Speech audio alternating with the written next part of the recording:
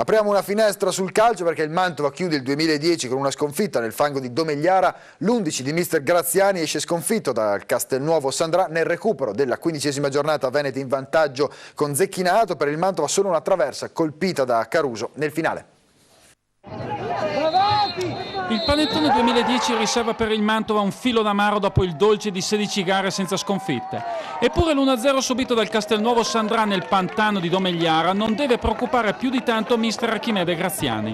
Si è persa l'imbattibilità, è vero, ma va sottolineata la grande reazione dei biancorossi dopo il gol decisivo segnato da Zecchinato.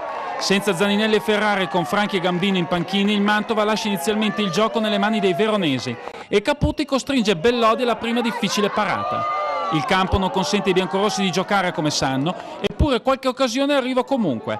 Al 30° è Pettarina a vedersi sbarrare la strada dall'ottimo Marini e 6 minuti dopo è Bonomi a colpire di testa con buona scelta di tempo, non trovando la porta davvero per un soffio. La ripresa inizia con lo stesso Bonomi che al 10° calcia addosso a Marini, ma un minuto dopo arriva la doccia ghiacciata, con il colpo di testa di Zecchinato che diventa imprendibile anche per Super Mirko. 1-0 e Mantova costretto ad attaccare a testa bassa. Mister Graziani inserisce Mamadou, Gambino e Franchi e proprio Stefano si dimostra il più pimpante, mettendo in 2 occasioni in seria difficoltà la difesa del Castelnuovo Sandrà. Ma quando la traversa ferma il tiro a botta sicura di Caruso, pare chiaro che la sconfitta è già scritta. Peccato Mantova, anche se con un campo diverso da quello visto a Domegliara, le cose potevano forse prendere una piega diversa. E ora le interviste del dopogara. Penso che tutta l'Italia tifava e aspettava questo risultato, no? Gli abbiamo fatto il regalo di Natale a tutti quanti.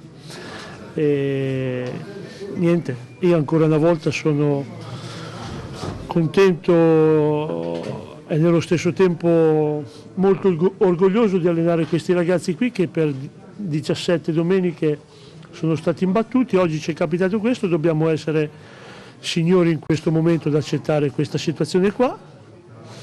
E mi auguro di poter rifare il girone d'andata di ritorno come ho fatto il girone d'andata. In un campo così che è impossibile giocare, gli ho detto a Terracciano che ci dava i soldi io, poi ho detto sul giornale che loro vivono con l'incasso, vabbè, però bisogna giocare anche a calcio. Io mi vergognerei a vincere una partita così.